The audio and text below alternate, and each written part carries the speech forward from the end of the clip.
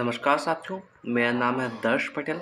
आज के इस वीडियो में हम लोग चर्चा करने वाले हैं, अगर हम या आप कोई भी व्यक्ति 6 साल कंटिन्यू एसआईपी करता है और कितनी अमाउंट की एसआईपी करनी है, सिर्फ और सिर्फ 6,000 की एसआईपी करनी है। यानी कि हर महीने हमारे बैंक अकाउंट से 6,000 रुपये कटता जाएगा। कब तक कटेगा? 6 साल तक कटेगा। यानी कि अगर हम लोग बात करें मंथ में, तो 72 महीने तक 6,000 की एसआईपी हमारी कटती जाएगी। यहाँ पर कोई भी फंड हो सकता है, XYZ कोई भी फंड हो सकता है, मिड कैप भी हो सकती है, मल्टी कैप भी हो सकती है, स्मॉल कैप फंड भी हो सकती है। फिलहाल के लिए बस हम लोग इतना समझ रहे हैं कि 6 साल तक हमें एसआईपी करना है और हर महीने 6,000 रुपये हमारे अकाउंट से कटेगा। तो यहाँ पर हम लोग इसे समझने की कोशिश करेंगे और जब 6 साल तक हमारी एसआईपी कंप्लीट हो जाएगी, उसके बाद एसआईपी को रोक देना है और उस पैसे को उठा के सिर्फ और सिर्फ लमसम कर देना है। बहुत बार ऐसा होता है कि हम लोग जब एसआईपी कंटिन्यू करते हैं तो फ्यूचर में चलने के बाद हमें पता नहीं चलता है कब हमें फाइनेंशियल प्रॉब्लम हो जाती है, तो हमारी एसआईपी रुक जाती है, यानी कि हम लोग एसआईपी बंद कर देते हैं अपने।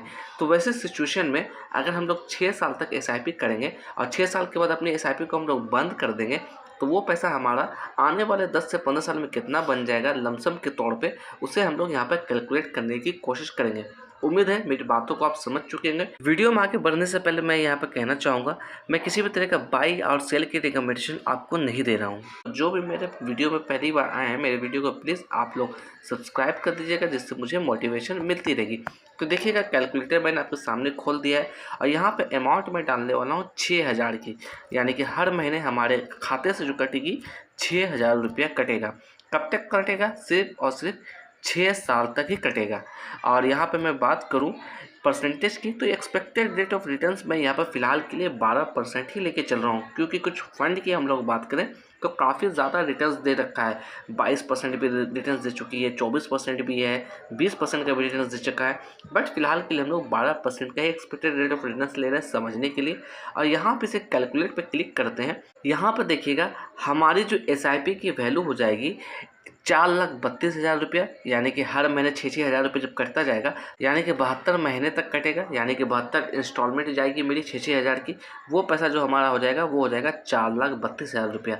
और जिसमें मेरी जो कंपाउंडिंग करके जो आएगी 6 साल के अंदर, वो आएगा 2,02,000 रुपया। उस दोनों को ऐड करेंगे तो टोटल वैल्यू हो जाएगी 6,34,542 रुपया। सिर्फ और सिर्फ मैंने यहाँ पर 12% का ही रिटर्न्स लिया है। अब हम लोग क्या करेंगे, इस पैसे को हम लोग यहाँ पर लमसम कर देते हैं और लमसम करने के बाद देखते हैं 10-15 साल में कितना बन जाएगा। यहाँ पर देखिएगा, इस पैसे को हमने यहाँ पर लमसम कर दिया। जो पैसा हमारा 6,34,000 है, एसआईपी के थ्रू हमने इसे बनाया था, इस पैसे को 10 साल के लिए हम लोग लमसम कर रहे हैं। अभी भी रेट ऑफ रिटर्न्स हम लोग जो रख रहे हैं 12% ही रख रहे हैं और इसे कैलकुलेट करते हैं तो हमारी वैल्यू हो जाती है 19,70,000 रुपया। अब जो टाइम पीरियड 10 साल है, इसे 10 साल की जगह हम लोग 20 साल करने वाले हैं। अब जाके इसे कैलकुलेट करते हैं, इसकी जो वैल्यू बन जाती है, अब हो जाती है 61 लाख रुपया। काफ़ी बड़ी ये अमाउंट बन गई। अगर हम बोले यहाँ पर बात करें हमें कितना समय लग गया है, तो 6 साल हम लोग एसआईपी किए हैं और यहाँ पर 20 साल के लिए हम लोगों ने लमसम किया, यानी कि टोटल 26 साल के टाइम पीरियड में हमारा 61 लाख का कॉर्पस जमा हो गया है। और इनिशियल अगर हम लोग बात करें 6 साल के एसआईपी से जो हमारा पैसा जमा हो रहा था, सिर्फ और सिर्फ 4,32,000 का इन्वेस्टमेंट हम लोग कह सकते हैं। अब इसे हम लोग एक्चुअल में समझने की कोशिश करेंगे।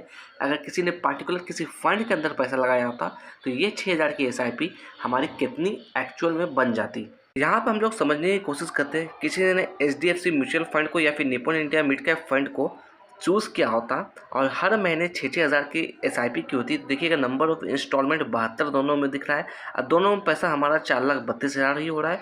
यहाँ पर रिटर्न्स की बात करें, HDFC के अंदर 8,29,000 बन रही है और निपॉन इंडिया के अंदर बात करें तो 8,38,000 बन रही है।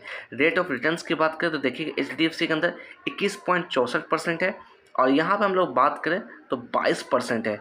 और अभी जो हम लोगों ने समझा था सिर्फ और सिर्फ 12% के हिसाब से समझा था, और जो हमारी वैल्यू दिखने को मिल रही थी 6,34,000 हमारी बन रही थी, और उसके बाद हम लोगों ने इस पैसे को लमसम कर दिया था। अब हम लोग समझने की कोशिश करते हैं, हम लोग 8,29,000 को अब यहाँ पर लमसम करते हैं 20 साल के लिए, तब देखते हैं। और यहाँ पर रेट ऑफ रिटर्न्स हम लोग 21% ना लेके सेफर साइड के लिए 20% लेके चलते हैं या फिर 18% लेके चलते हैं। ऐसे कैलकुलेट करके समझने की कोशिश करते हैं, तब ये एक्चुअल में 20 साल के बाद कितना रिटर्न्स हमें देखने को मिल रहा है। ज़रूरी नहीं कि यही आपको रिटर्न्स आने वाले समय में दे, इसलिए हम लोग यहाँ पर 20% या फिर 18% को मानकर चल रहे हैं फिलहाल के लिए। यहाँ पर देखिएगा, अगर किसी ने निप्पॉन इंडिया के अंदर 6000 की SIP कंटिन्यू की होती 6 साल तक, तो उसकी वैल्यू होती है 8,29,000। और 20 साल के लिए हम लोग अब लमसम कर रहे हैं। यहाँ पर फिलहाल के हम लोग 12% के रिटर्न से ही मान के चलते हैं, तो इसकी वैल्यू होती है तकरीबन 80 लाख के आसपास। अब हम लोग 12% को हटाकर इसने मार्केट में दिया था 22%, तो यहाँ पर हम लोग सेफर साइड के लिए 20% लेकर चलते हैं और इसे कैलकुलेट करने की कोशिश करते हैं कि 20 साल में ये कितना पैसा हमें बनाकर देगा।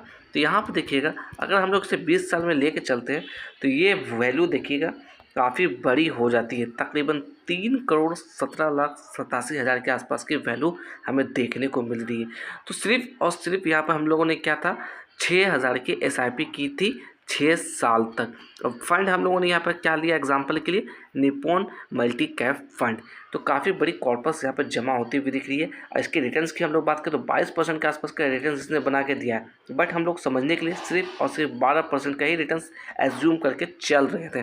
तो देखा जाए, अगर आने वाले 20 साल में भी 22% के हिसाब से रिटर्न्स देता है तो काफ़ी ज़बरदस्त कॉर्पस आपकी बन सकती है। चलते चलते मैं इतना कहना चाहूँगा, जो भी मेरे चैनल पर पहली बार मेरे चैनल को प्लीज़ आप लोग सब्सक्राइब कर दीजिएगा।